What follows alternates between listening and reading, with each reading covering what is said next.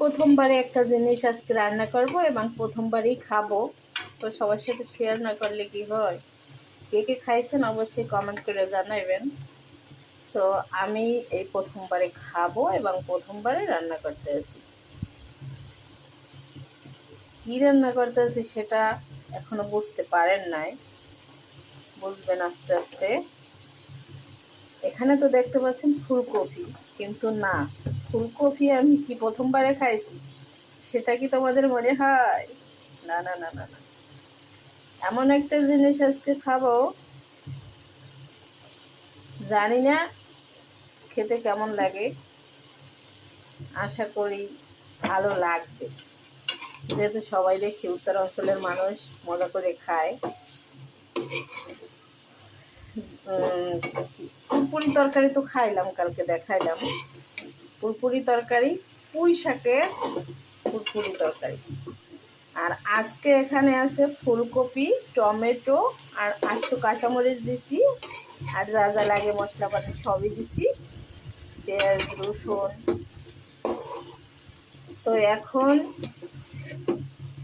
যে কি হতে পারে দেখাবো। রান্না কিভাবে করে তাও আমি জানি না, আমার মতো করে আমি রান্না করব। এগুলো কি আগে তেলে ভেজে রাখছি আমি। এটা হচ্ছে কুমড়ো বড়ি, কুমড়ো বড়ি। এটা কে কে খেয়েছো অবশ্যই কমেন্টে জানাবে। আর আমি আজকে প্রথমবারে রান্না করি এবং প্রথমবারই খাবো। এখন এইটা ঝোল দিয়ে দেব, তারপর যখন ঝোলটা গরম হবে তারপরে আমি ওই এতে কিন্তু চিংড়ি মাছ দিছি, চিংড়ি মাছ দিছি। দেখাই যায় না চিংড়ি মাছ, কিভাবে দেখা যাবে? চিংড়ি মাছের যে কি দাম, অত বেশি তো আর দেই নাই, কম দিছি। এই যে এই চিংড়ি মাছ একটু দেখা যায়, দিচ্ছি আর কি, কিন্তু কম, অনেক বেশি দাম।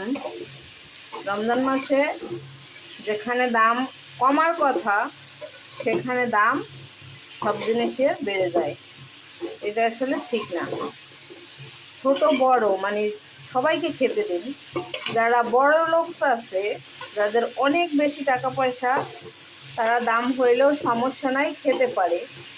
কিন্তু যারা অসহায় তারা খেতে পারে না, যাদের টাকা পয়সা কম আছে তাদের জন্য অন্তত রমজান মাসের একটু দাম কমানো উচিত। এখন এখানে ঝোলটা দিয়ে দেবো।